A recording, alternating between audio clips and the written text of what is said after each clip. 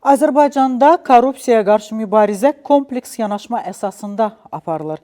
Cəza tətbiqi ilə yanaşı, institusional islahatlar, ictimai maarifləndirmə, rəqəmsal texnologiyaların tətbiqi və vətəndaş cəmiyyətinin iştirakı ilə birgə geniş tədbirlər həyata keçirilir.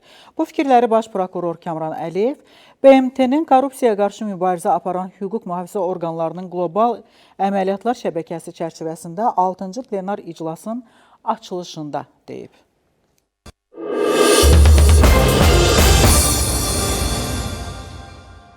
Hörmətli qonaqlar, dünya miqyasında sərhəd tanımayan korrupsiyaya qarşı mübarizə birgə əlaqələndirilmiş və qətiyyətli yanaşma tələb edən mürəkkəb, lakin zəruri bir çağırış olaraq qalır.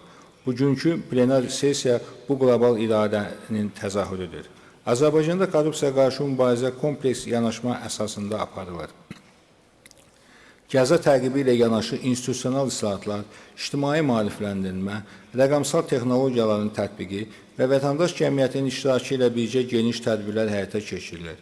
Möhtərəm Cənab Prezidentin müraciətində də qeyd edildiyi kimi, korrupsiya qarşı mübarizə üzrə komissiya və Baş prokuror yanında korrupsiya qarşı mübarizə baş idarəsi bu sahədə əlaqələndirici və aparıcı rola malikdir.